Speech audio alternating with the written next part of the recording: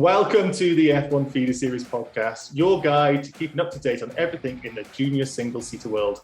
I'm your host, Jim Kimberley, and this week we'll be catching up on the final weekend in Dubai for Formula Regional Asia and F4 UAE. The Alpine Academy has had an announcement with new drivers, as well as a whole bunch of driver changes elsewhere, and there is a brand new team for W Series, and it's very surprising. Now, there's a lot that's happened over the weekend, and I'll be completely honest, I haven't seen any of it because I've actually been at Formula E in Mexico City, but fortunately, I know some people who have.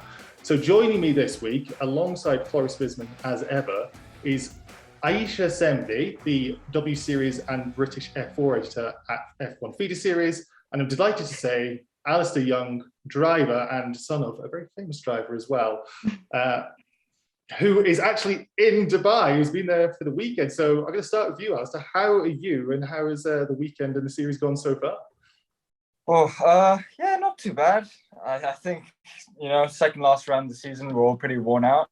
Only one more to go. But no, it's been nice. Nice having really competitive, quick drivers in the car. We've learned a lot. And yeah, this season, I think it's been one of the strongest seasons I've seen in Asia of the single-seater feeder series. It's been incredible seeing all these drivers come in. It's really started to ramp up a little bit. There's been a lot more attention of it. Have you noticed that yourself? Yeah, well, it's also been one of the first series to come up this year, so it always gets quite a lot of attention being a winter series, especially with the Toyota series in New Zealand not happening. So there's a lot of focus on the drivers and how the championship's been going from European teams and European journalists and stuff, much like you guys. Yes, indeed. And just for anybody who doesn't know, your capacity there right now, because you've not been driving, even though you are a very talented driver yourself, what is it you're doing while you're out there? So I did a little bit of test driving in Abu Dhabi, but my main focus here is being a tyre mechanic. So I've been a tyre mechanic for Pierre-Louis Chauvet's car, and also a fuel man for the whole team. And it's been great to see PLC rejoining Alistair. Is he very happy to be back racing in single-seaters? We've spoken a bit about him recently. Yeah, he had a really big break. So the first weekend back, he was struggling to come to grips with the car again. But yeah, he's as strong as ever, I think. The last couple of qualifying sessions, it's been 1/10 separating him from becoming top 3 or in the top 10. It's just really close driving at the moment. Now, Aisha, I know that from the notes that Floris has very generously given me, that certain Paul Aron has done very well this weekend, a couple of pole positions. Can you tell us about his weekend? Yeah, so he's obviously had a really great weekend, like you said, qualifying on pole. I think it probably could have gone a bit better for him. Obviously losing that lead in the first few corners to Hajar, and it was obviously a short race, 15 laps, and he did manage to maintain that pace throughout. And yeah, it was one of his more impressive weekends, and it was a really stellar performance. I just think, if he had maintained that start, he probably would have been in a better running, for a victory, but a podium's nothing to complain about at this point. And yeah, I just think it was a really impressive weekend from him. Yeah, it's been a bit slow starting in the championship so far, sadly. Floris, have you viewed Aron as this a bit of a comeback for him, or is Hajar pipping him actually a bit more frustrating? Well, I'm very happy for Aron because he just couldn't put it together before this. I don't know what it is. Maybe it's mental. He had it's weird because he last year in FRECA, he had you'd say from the outside, a pretty good season because he finished in 3rd. But it was his 2nd season. He was in a Prema and people just, expected him to get the title, but it's in some way didn't. And he finished 80 points off Saucy. So I'm just happy he could, this was the weekend he could put it all together. It doesn't matter anymore because he's not going to win it, but it must be a really big confidence booster, especially since he recently, or today, on Monday, signed for another season in FRECA with Prema, and he for sure will have to go for the title. Yeah, we saw just some of the winners that we've seen. We've seen Leclerc is winning again, and he's going to romp the title at this point, we presume. But I saw Patrick Pasma has got a victory as well, which I'm really happy for him. So first victory for him and for Evans GP. How about the other races outside of the Paul Aron situation, Flores? Yeah, well, what you know, the thing I found interesting also is that Isaac Hadjar, he got his first win. Because I'm really expecting a lot from him this season.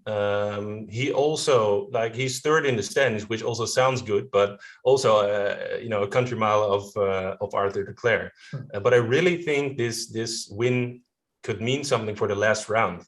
The threat from behind is there, but it's not, that big because Sebastian Montoya is not there anymore, who is 5 points behind him. But also for Hadjar, it's a great preparation for next for FIA3, of course. Yeah, it's hoping for great things from him. I know he's very well respected as well. Alistair, you're actually there. You're seeing these drivers going around, and Pasma taking the victory, Hadjar victory, Leclerc victory. Who are some of the highlights for you in Formula Regional Asia? You know what? Earlier on in the season, I would obviously said Montoya. He came in and as a rookie, he kind of just smashed the field a bit. So it was a bit sad watching him leave and letting Leclerc kind of run away with it a bit. But obviously, I'm not that surprised with Leclerc doing so well. Expected. There's quite a few FIF3 drivers that came out last year who are here now trying to get the super license points. But yeah, Leclerc's been a standout.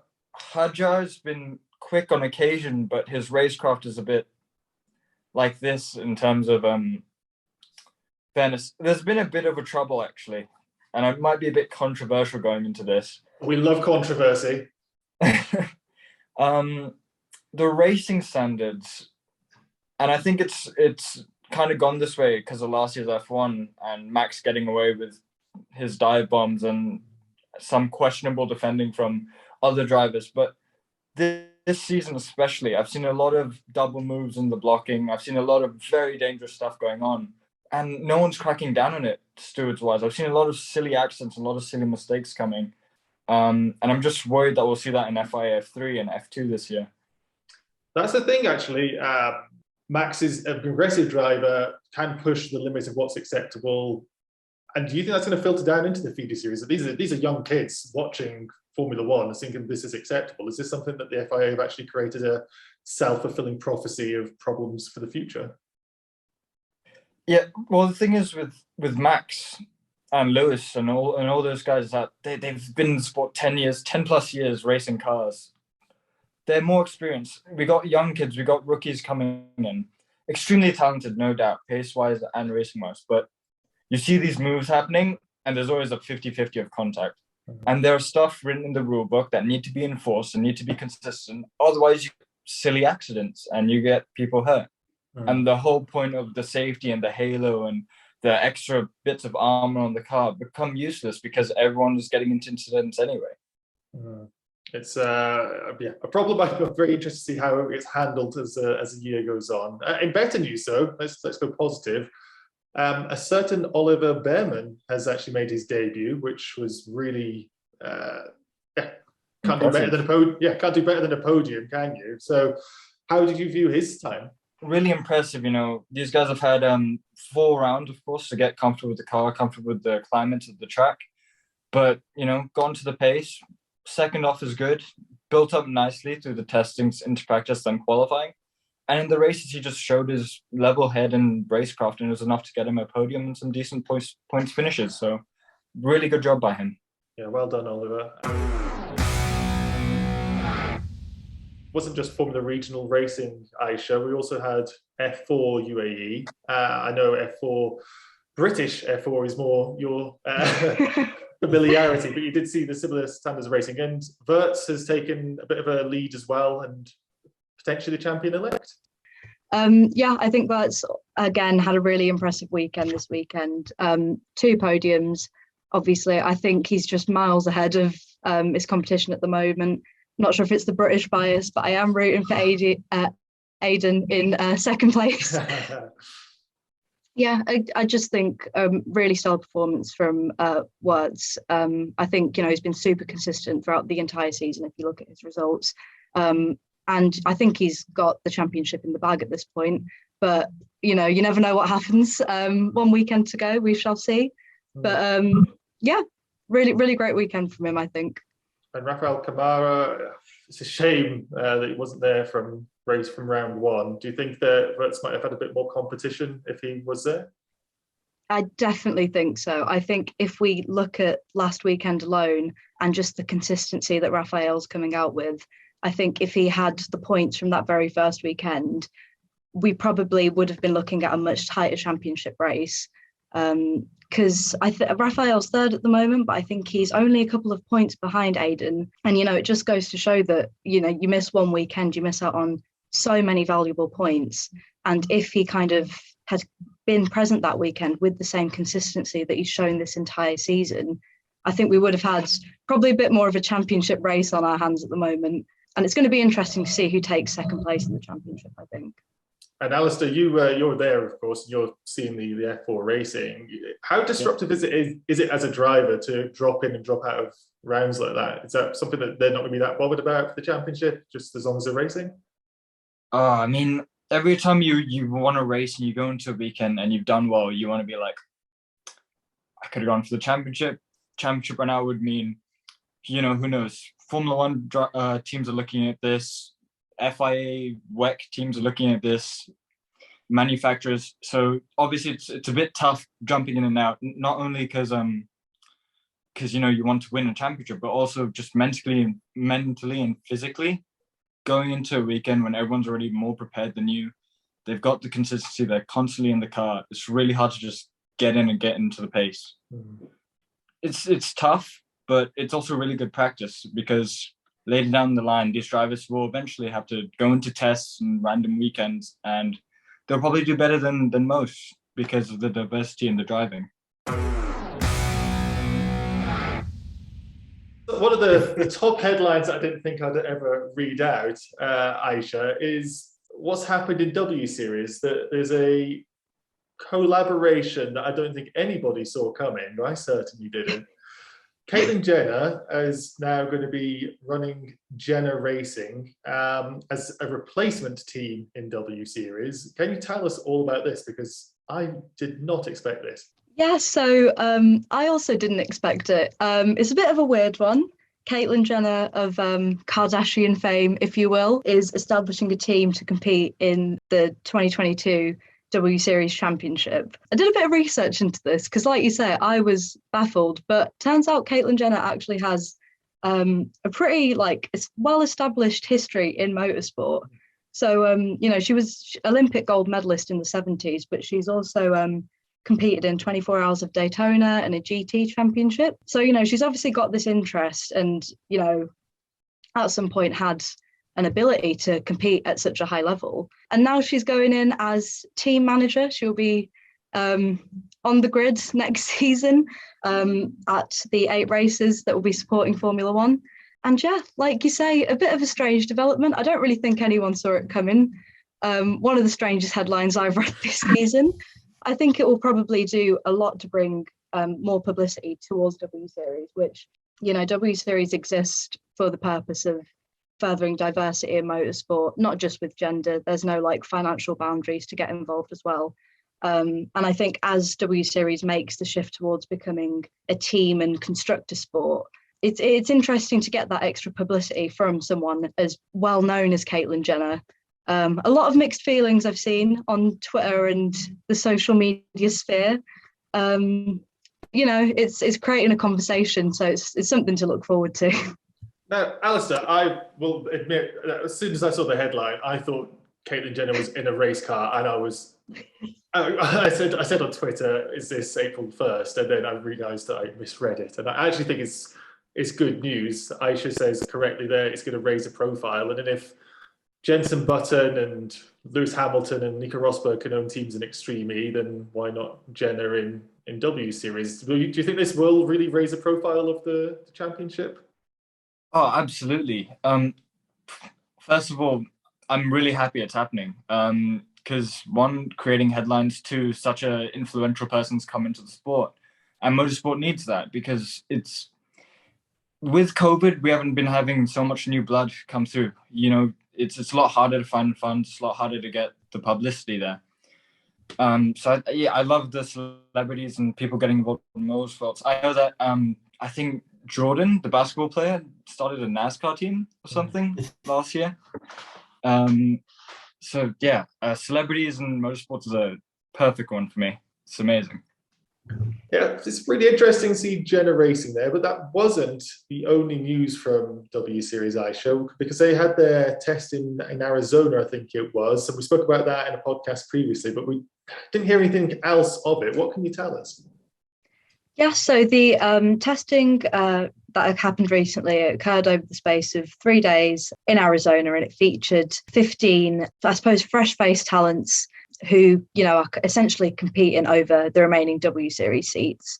We've got some really young drivers there, you know, some under the age of 18 who had just graduated from karting. So yeah, all in all, I think the W Series page has been quite quiet about the test times because it was a private test. But, you know, we might have a bit of an F1 Feeder exclusive. Make sure you click that subscribe button. And we've actually got Belen Garcia, who competed in the 2021 championship, was a bit of a standout name, setting the benchmark pace. I think she finished 10th in 2021 overall.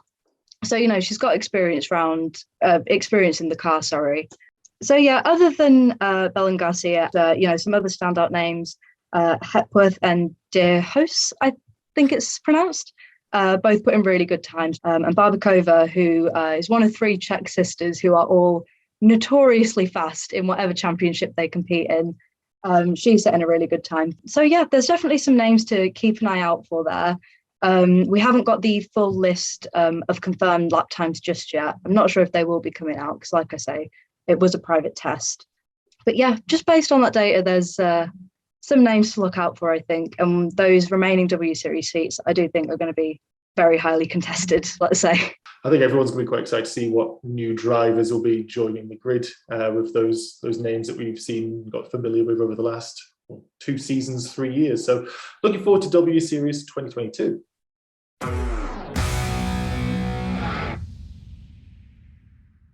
There's been a whole bunch of driver announcements, Flores, and a whole bunch. When I say a whole bunch, loads. Could you just talk us through them and give us your thoughts on the headlines?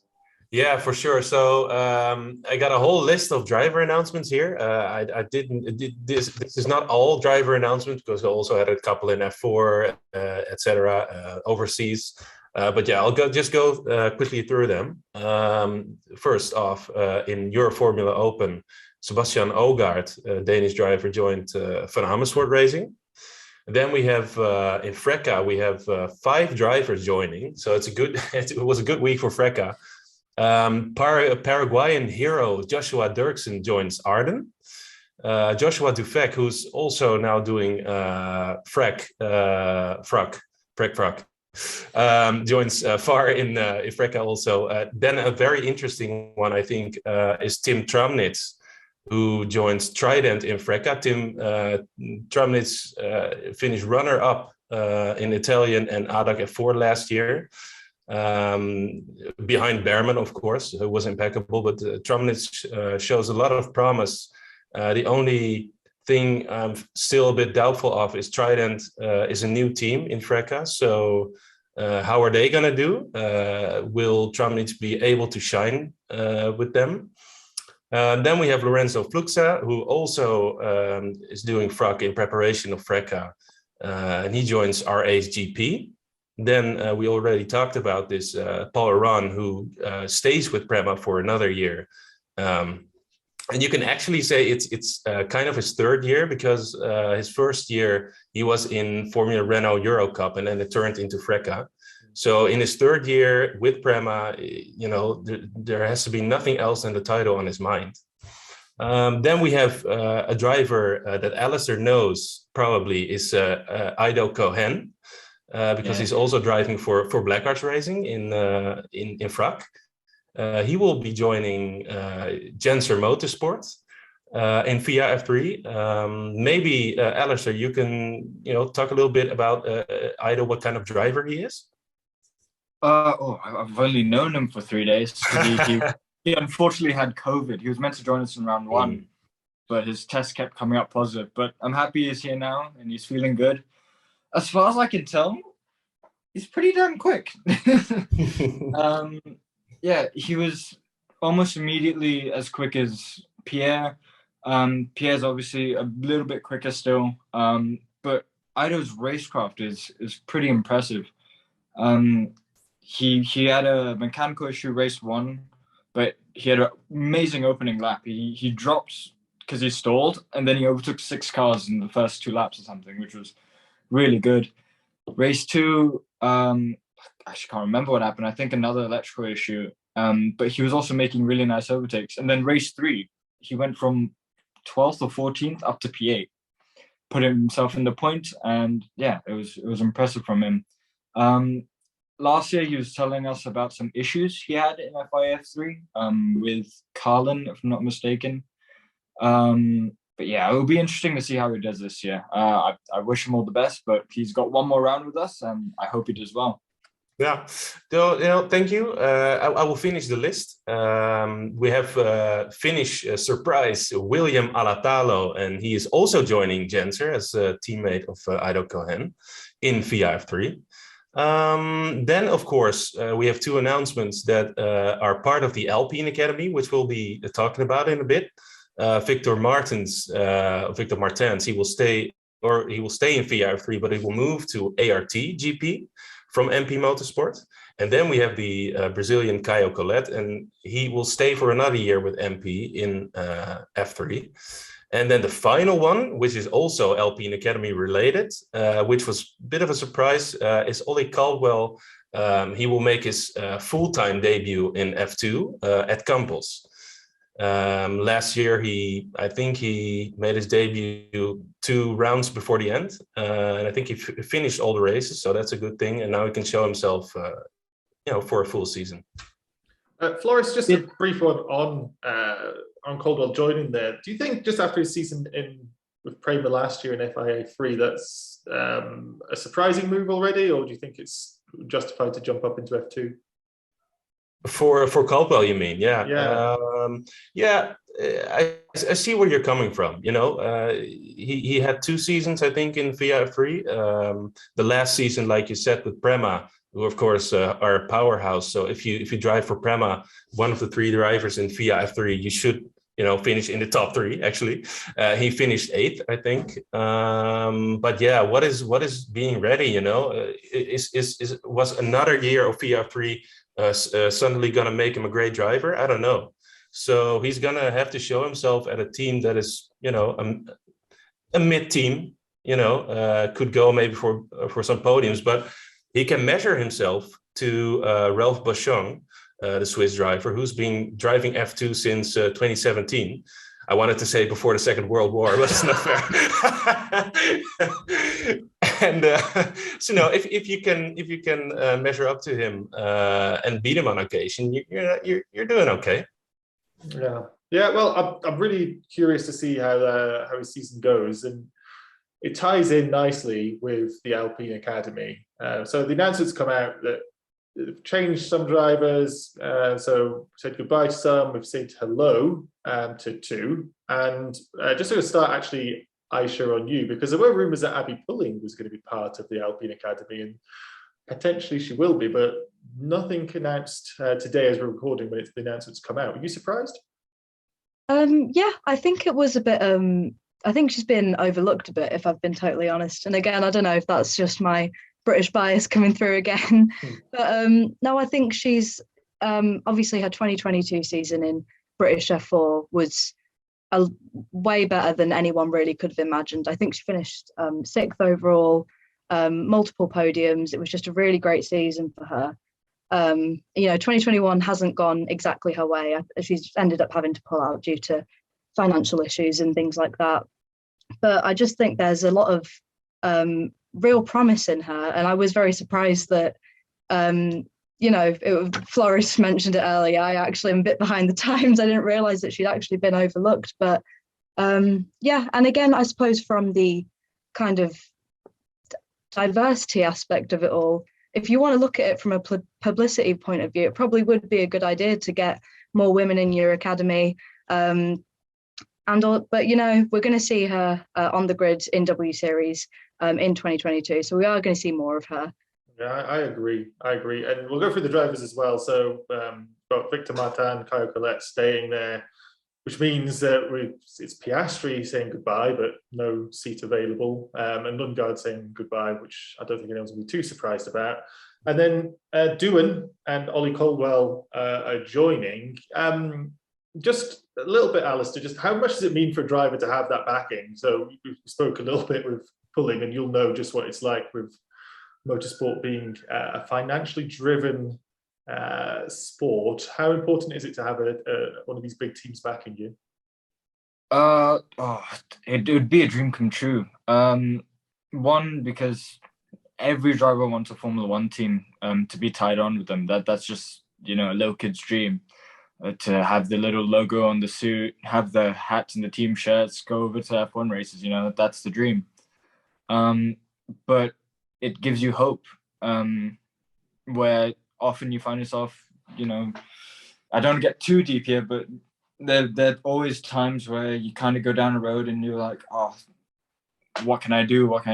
And you push, and nothing comes out of it, and you just have to keep going. But that's part of motorsport. But the great thing about an F1 team coming in and backing you is that it gives you that hope. It builds the motivation, and then, you know, you can kind of see where you want to go, and it's a bit easier to move on when you got that financial backing, not only on from a F1 team. And Floris, briefly, just your thoughts on the Alpine Academy. Are they looking strong for this year? They were very strong in F2 last year, of course. Yeah, exactly. So they lose two good drivers, but they the interesting thing is they gained, as I already said, they gained Ollie Caldwell, which is a bit of you know, we'll see how that works out. I heard he brings a lot of money also, so that's always welcome in Formula One. The other driver is an interesting one. It's Jack Doohan. And the interesting part is that he did really well last year while being part of the Red Bull Junior Academy. You know, he finished runner-up in FIA F3. So, you know, he had an awesome season, and then he was gone. So that, you know, makes you think, did they drop him? I don't think so. I think he left on his own accord. You know, Red Bull is also really crowded. You know, a lot of good drivers in F2 and F3. So I think it was on his own accord, and there's a little bit more space in Alpine, although, you know, there will not be that much space in Formula One for Alpine's youngsters. So we'll see how that works out. You know, look at Oscar Piastri, who is the one driver that deserves it the most, you know, winning back-to-back championships. It's crazy, but, you know, we'll see. Interesting choice from Jack, but a bit of a coup, I think, that he's going to join Alpine. Like you say, he's very, very busy at Red Bull.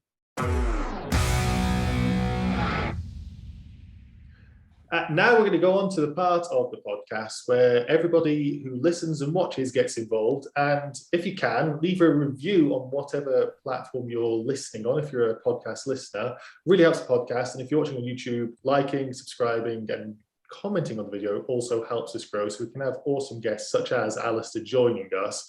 And yeah, without further ado, the hashtag AskF1FS has been going out. We've had people asking through Discord, we've had Instagram questions and so on, but let's go for the first one. And this comes to you, Alistair, from Remy, oh God, the part where I mispronounce names, Remy Foulate. We think? A full latte? Remy, I'm so sorry. Foulatre. Let's go with that. The full latte. Sorry, let me go seriously though. Remy asks, in race 3, we had some very big gaps compared to the likes of race 2 and 1. What could be the reason? Is it from different tyres, strategy, mechanical fatigue, or driver fatigue? It felt weird seeing so much of a difference. I saw this question on Twitter and I was like, I don't know how I'm going to answer this, but yeah, it's interesting seeing that the gap got bigger in race 3, especially with, you know, 3 weekends in a row here in Dubai. You'd think the grid would get closer, right? The only difference I can think of is that this weekend we got Asia Le Mans and F4 running as well. F4's been running with us the whole time, of course, but Asia Le Mans coming in means there's a lot more rubber on track and a lot more different tire compounds. And maybe, possibly, that's affected the way the racing line, because the GTs and the LMP2s would be taking a different line to the F3 cars. That's meant that the drivers have had to readapt and then come at it from a different angle. And I think that's why we saw, last round, Pinnacle, pole position in quali 2 by 7/10 or something stupid like that. And this weekend they were, a bit further back. Marty was really quick, but, Delano was really struggling. So that's the only thing I can think of is just different conditions, slightly different times of days, but that wouldn't make too much of a difference with drivers of this caliber. So I'm just going to chalk it down to track conditions. Well, you say you're a tire engineer, tire mechanic there. How much, as a driver, how much of a difference does it mean for us as laymen who haven't had the ability to drive on these tracks when you have these different types of compounds from different series? Do you really feel the difference when you go on track? Yeah, you do. Because these GT tires, which is what Formula Regional are using, that's what they're called. They're very hard. And suddenly we got a lot of this soft rubber Michelin tires that's putting down a lot of rubber, but also throwing a lot of marbles on the left and right side of the racing line. And with the GTs and LMP2s running those different lines, it's meant that teams would have had to adapt setup and drivers would have to adapt their racing line. And yeah, it's kind of like starting a fresh weekend with the different conditions. So it makes a huge difference. And of course, tires are arguably the most important thing on a car because they're the only point of contact a car has with the track. So when you say these softer compounds, I'm not talking just say like a soft compounded tire as in Formula One, the actual tire makeup of the Michelin versus the GT tire can be dramatically different and make that change over a weekend. Possibly different materials, the way it's made up, the different layers, and of course different types of cars running as well. Interesting. I love this sort of stuff. This is why we have the drivers on the podcast to give this level of insight. Great answer, Alistair. Really appreciate that. And another question for you here. This is from It Is Verstappening. He's asked, we saw the upcoming F3 Prema drivers in the Asian Championship. Out of those three, who do you think will mount a challenge for the title in 2022? 2022 for FIA F3 or regional? FIA F3, I believe it will be. Oh, I have to say Leclerc right now. I mean, I'm counting Leclerc and Dino as Prema because Mumbai Falcons, Prema, and Abu Dhabi are all Prema ran. So I'd say Leclerc, but if we're talking about the original Prema team, of course, Paul Aron. Yeah, well, a double header answer there. So Paul Aron and Leclerc. I think that's fairly fair to say. Leclerc is going to be a very, very strong contender for 2022. He did quite good last year as well, didn't he? He won a couple of races, but he wasn't like always at the top.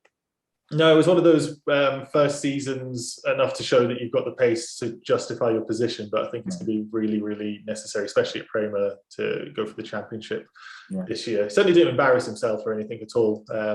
But yeah, I think it's going to be a big, big year for him.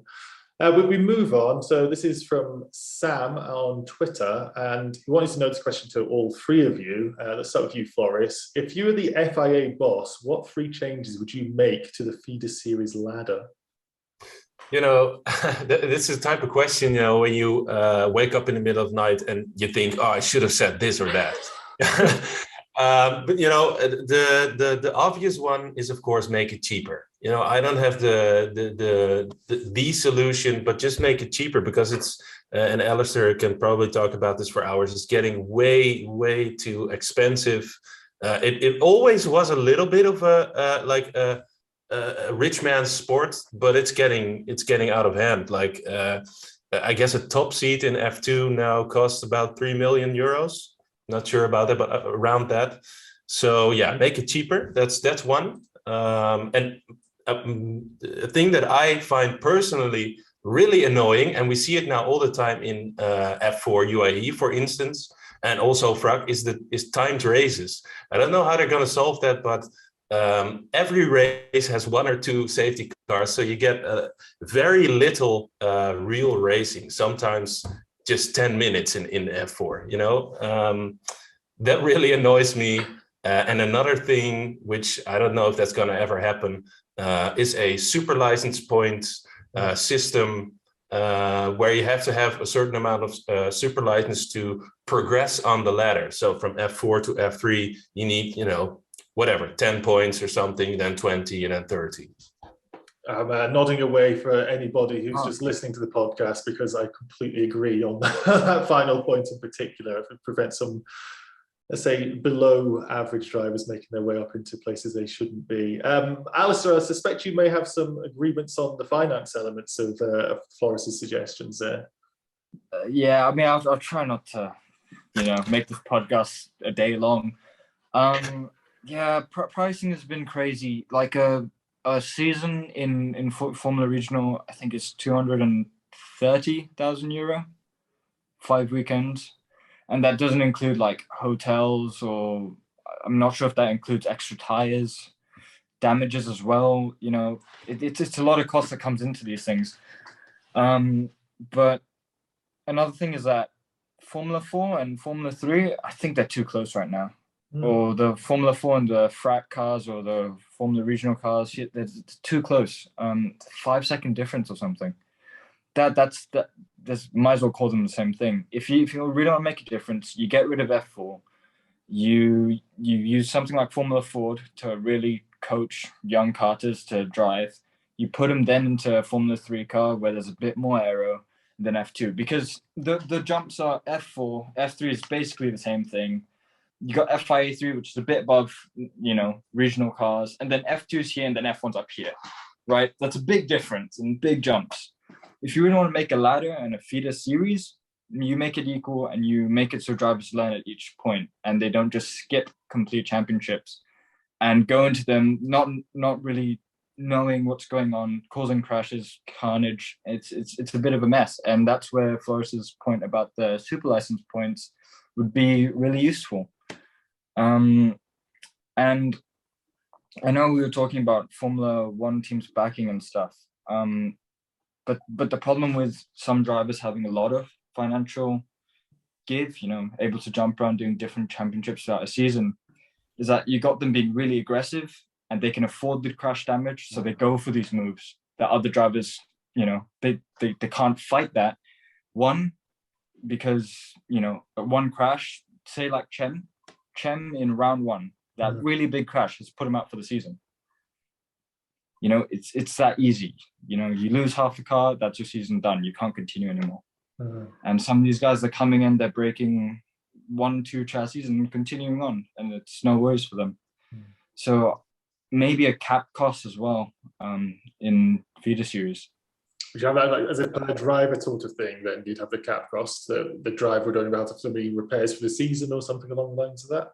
Yeah, something like that, or point reductions if they go above it, stuff like that. It's all well and good making the cars safer, but it's not stopping crashing, making them safer. If anything, it's they're a bit stronger now. I can see if I can get a bit closer. I think that's a really good suggestion, actually. You always think of a cost cap as in, let's stop the team spending so much money. But if you looked at it from a driver perspective in the junior seat formula, that's an idea I've not actually heard of, and I think would be make it a bit fairer between the haves and the have-nots. Just, you say about the podcast being a day long, so I'm going to move on to you, Aisha, as well. What suggestions have you got? Are you going to echo some of the thoughts you've had so far? So I thought about this quite a lot today, and I am essentially just parroting what Floris and Alistair have said, but the main thing I thought of was rooted in finance. Personally, I'm like a really, really big proponent and activist of widening participation, especially in these elite sports where barely anyone can get in unless you've got the money.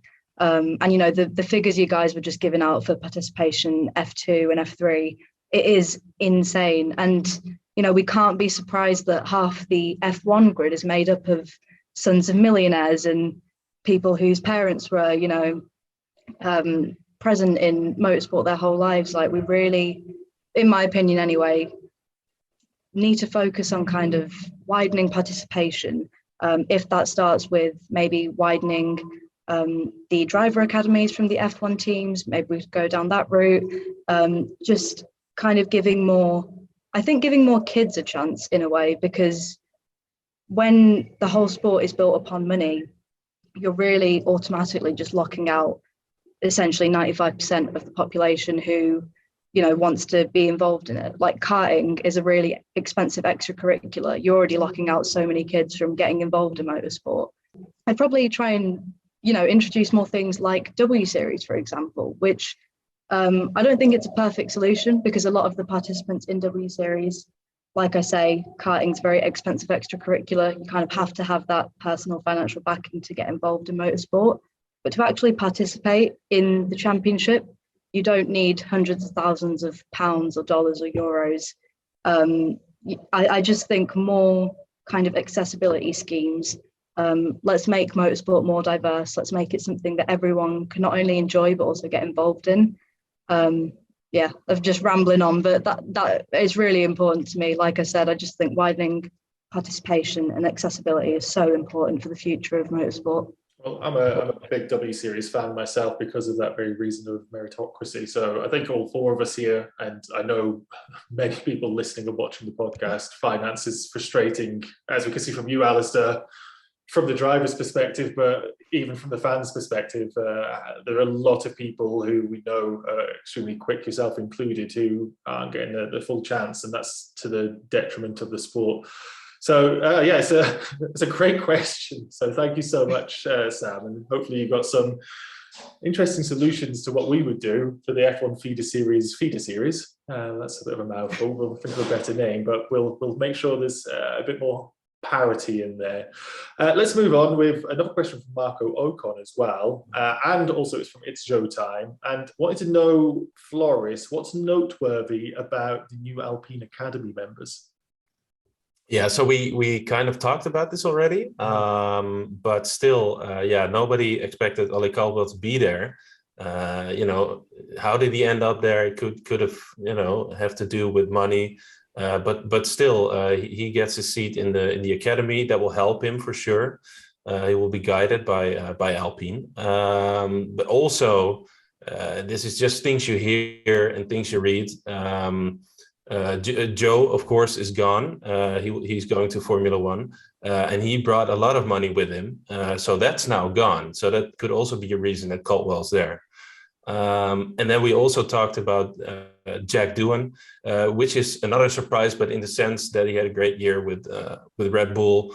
And that you would think like, why would they get rid of him? Or but I think he left on his own accord. Still, it's nowhere confirmed, but I don't see any other way why would you ditch him? He now is in a very good team with Virtuosi Racing.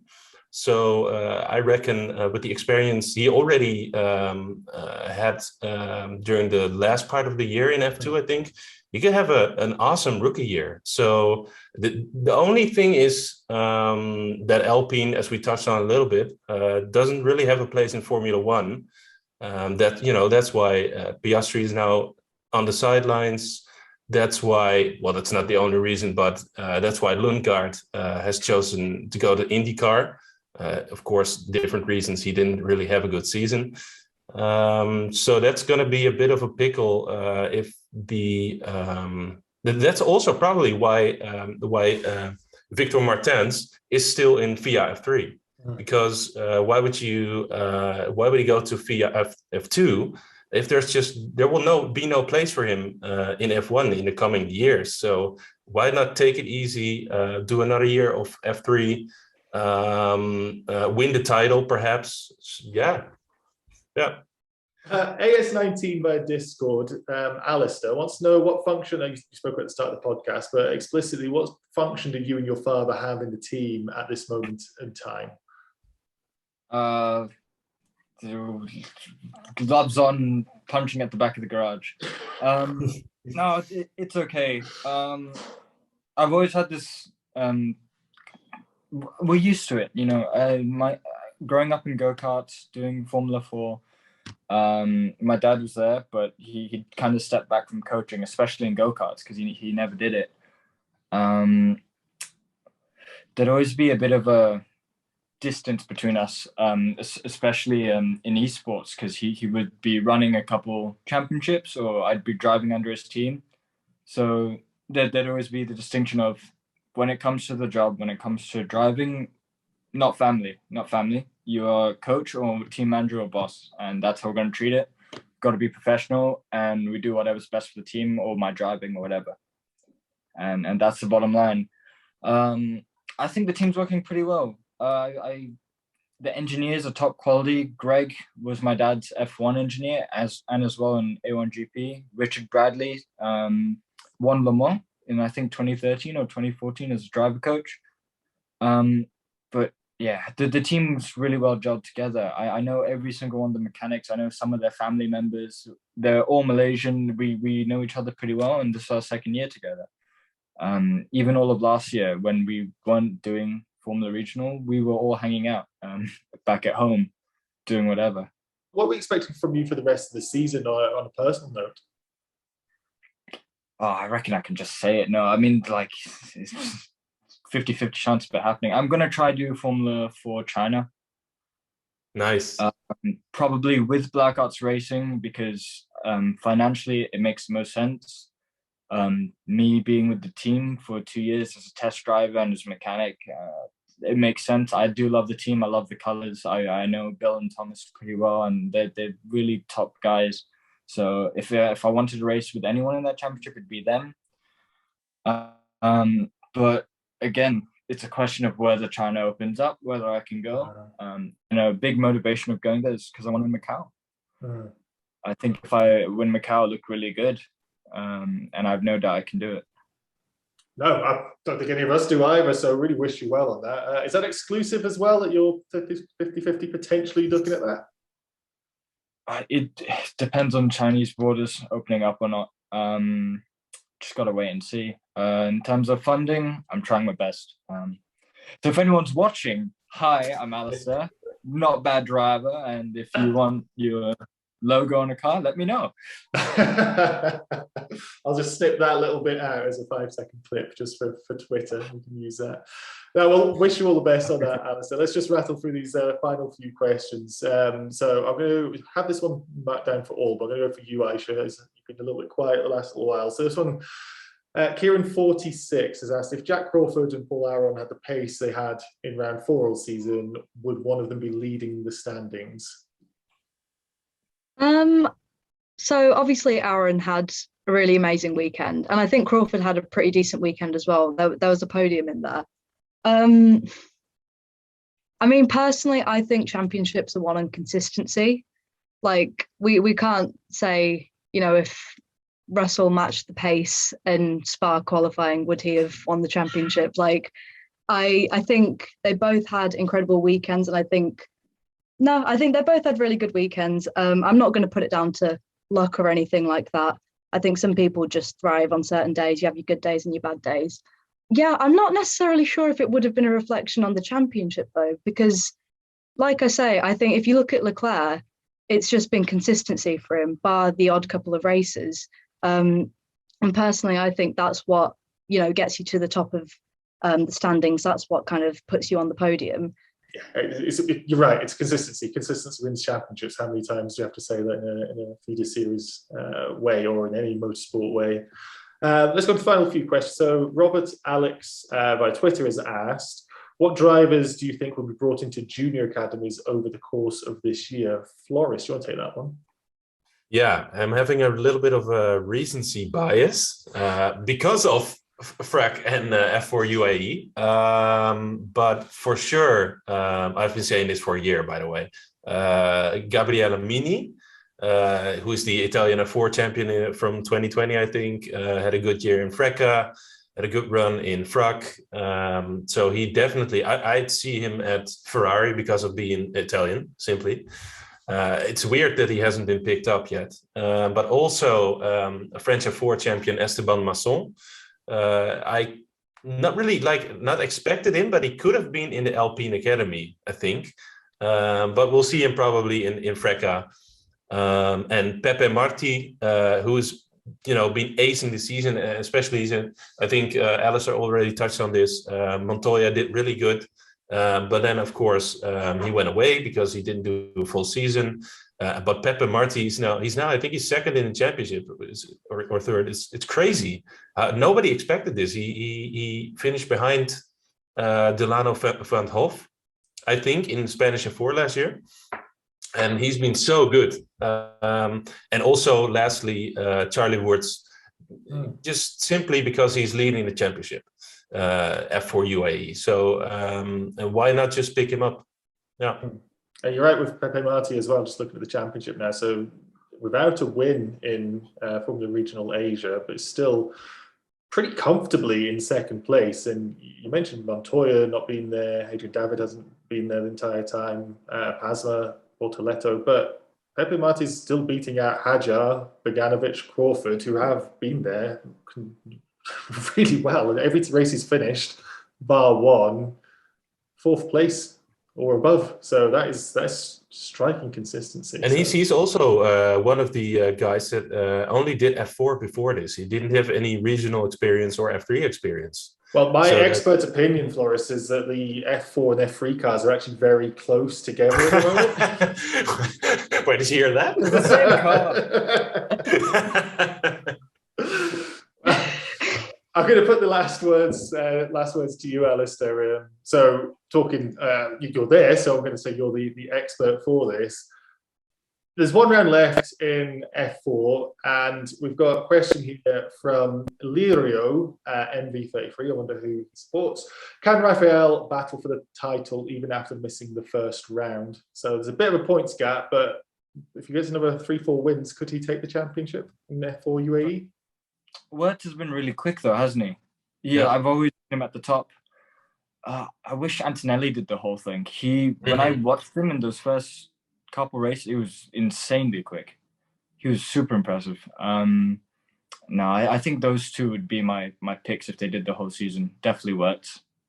Definitely Wirtz is going to be there. Yeah, I think it's going to be hard to topple at this point, isn't it? So the next time we speak on the podcast, we'll possibly have Wirtz and Leclerc as champions of both of these. It's been great to watch them and great to have the championships going on for the start of the F1 Feeder Series podcast. And there's just one last thing I want to go on to, and this is a bit of a benefit mainly for the YouTube viewers. Alistair, you've got two great helmets behind you. Do you want to just give a little bit of a demonstration and show and tell for the class? Okay, so today I brought one helmet, and today I brought another helmet. Okay, all right, we'll start with the old one. This is my RI GP6. I got it when I was 16 in go-karts, and I've used it in F4, and of course testing the Formula Regional cars. One thing to point out compared to the other helmet is this gap in the visor, right? It's quite big. I had to get this because they've changed the helmets now. So this is non-eligible for Formula 3 and above anymore, unfortunately. So I'm going to have to retire this now. It's a karting helmet from now on, right? Yeah, karting helmet. Put it on the wall. Give it to my dad, maybe. This will be the new one. It's the Formula 1 helmet. It's the latest one, latest homologation, legal for Formula 3 and above. One, I think, Norris and Hamilton uses, if I'm not mistaken. But you can see, like, the gap of the visor now is tiny. And I haven't used it yet, but it will be interesting to see how it does. It definitely feels a lot lighter than this one. And it's also my first carbon. But it's interesting to see how helmets are evolving recently. There's been a big jump in safety. And I think it's because of one Masters crash. If you remember, they used to have those lips on the visor, kind of where the tariff goes here. It'd be a little carbon lip above it. But now they've just completely, moved the whole helmet down. So, yeah, thicker material and a bit safer, hopefully. And on that new one, is the sponsor decal, is that over the gap, the smaller gap that you mentioned, or is that actually sitting just on the helmet, the carbon? No, it is actually on the visor. So Thomas, our Masters driver, I've had to cut a really thin visor strip for him. So Black Art's unfortunately going to have to print smaller ones now from now on. But yeah, it is a bit tricky to fit it onto the visors now. I haven't used it, so it'll be interesting to see how visibility is. Hopefully, it doesn't impair anything. But another complaint I've been having is these aero bits. So the duck bill and the wing on the back actually produces a bit of force at high speed. So they get helmet tilt from the front lip. So I've taken it off a helmet to try and help my driver a bit more. I love this again. I say it again. I love this sort of stuff, Alistair. I'm so interesting to hear from a driver's perspective and all this. Unfortunately, again, I want to hear you speak all day, Alistair, but that's all we've got time for. So I want to say again, for anybody who has any questions for the future episodes, please leave a comment on the video you're watching if you're watching on YouTube. Or go on to Twitter, it's hashtag #F1FS. We've also got the Discord with dedicated podcast channels, and you can leave questions in there and any other feedback you have. I want to say thank you to Floris, to Alistair, and to Aisha for joining us for this week. And if you want to leave us a review, just one more plug, leave us a review on the podcast platform you're listening on, or drop a subscribe. That would be excellent. But until next time, we've been the F1 Feeder Series podcast. Goodbye.